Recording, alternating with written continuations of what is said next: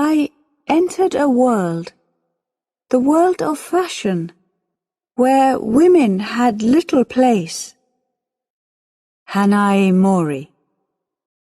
One afternoon in 1961, a young Japanese woman called Hanae Mori arrived at the offices of the great fashion designer Coco Chanel in Paris. Hanae was nervous. She had always admired the pictures of Chanel's clothes that she had seen in fashion magazines at home in Japan. She had also read a lot about Chanel and knew that she was a person with very strong opinions. Now, Hanae was going to ask Chanel to design a suit for her.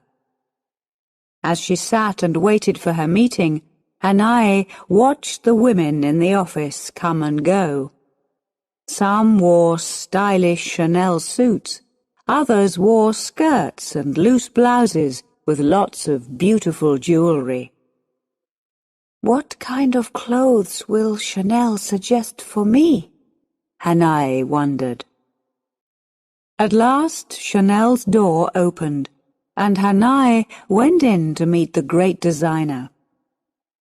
Hanae was surprised when she first saw her. Chanel was much smaller than she had expected, and although she was now an old woman in her 70s, Hanae could easily imagine her as a beautiful young woman many years before. Chanel looked at Hanae carefully and then said, "You have wonderful black hair. We must dress you in orange, like the sun." Hanae thought for a moment.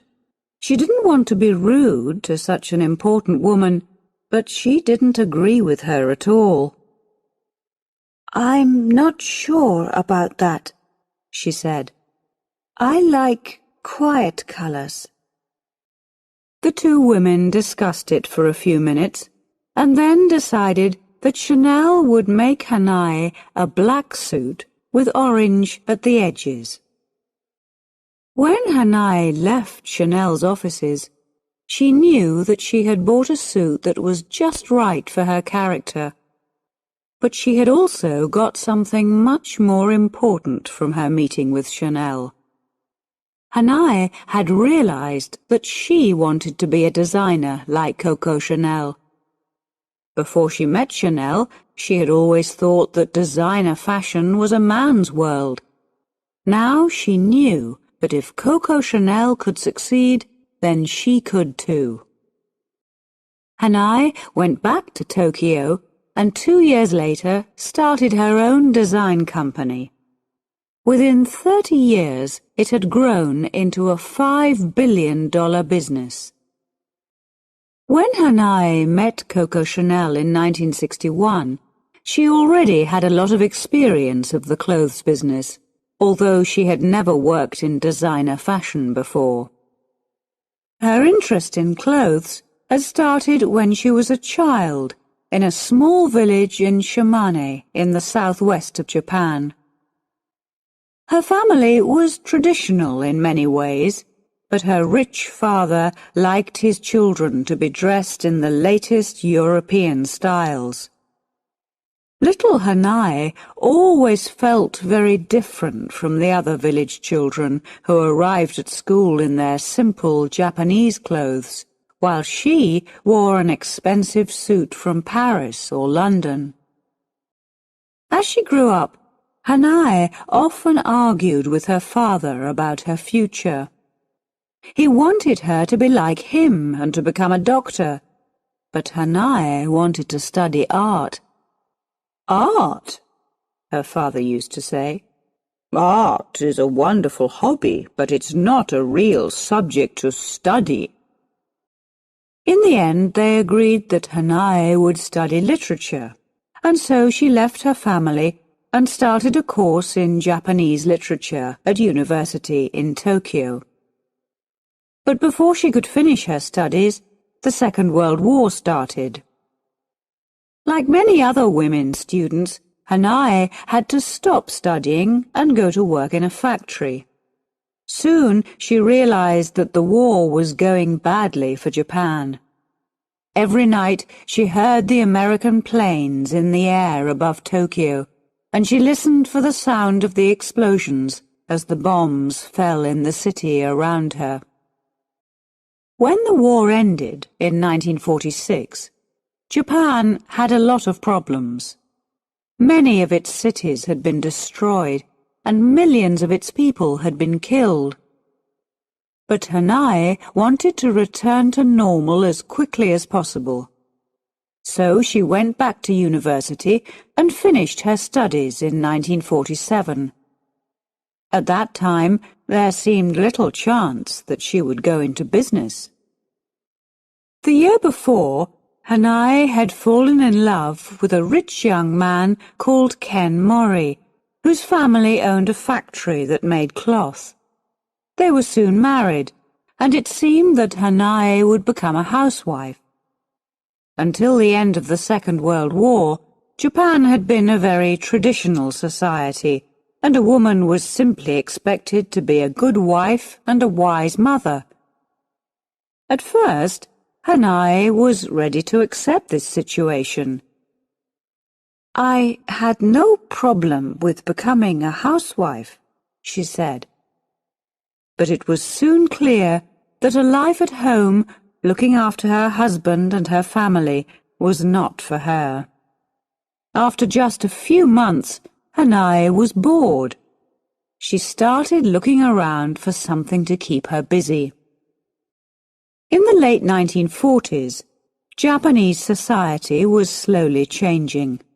In 1946, Japanese women had been allowed to vote for the first time, and a few women had become politicians in Japan's parliament. There were still very few Japanese businesswomen, but if women could become politicians, why couldn't they also become successful in other areas? Hanae decided to try business. She had always been interested in clothes. She loved art, and she was married to a man who owned a cloth factory, so the clothes business was the obvious choice for her. Over the next 2 years, she learnt about designing clothes, cutting cloth, selling clothes, and running a business. By 1951, she felt that she was ready to make and sell her own clothes. She started in a small way, making clothes for a few people, but then she had a piece of luck. An important Japanese film producer saw one of her designs and loved it. He called Hanae. "Could you make some clothes for my next film?" he asked. Hanae said yes, without even thinking about it. Over the next 6 years, she made clothes for many Japanese films and worked with people like Yasujiro Ozu and Nagisa Oshima. In Japan, it was a time when people were building the economy again after the war. They had high hopes for the future, and when they went to the cinema, they wanted to see film stars who looked bright, strong, and confident. Hanae's clothes for Japan's stars caught this mood perfectly. Her experience of working in the film industry was very important for her. "My eyes were open to the world," she said. "I understood that there were many different types of women. I realized how men looked at women and how they loved them." By the time she arrived in Paris for her meeting with Coco Chanel, Hanae already knew a lot about the clothes business and had made a lot of money from it. But her move into designer fashion in the early 1960s was something quite new for her. When Hanae returned from Paris, she traveled to New York to study European and American design. Then, in 1965, she opened a shop in Tokyo to sell her own designer clothes. As Hanae's business grew over the next few years, she noticed that the fashion industry was changing in important ways. Coco Chanel had always designed clothes specially for each customer.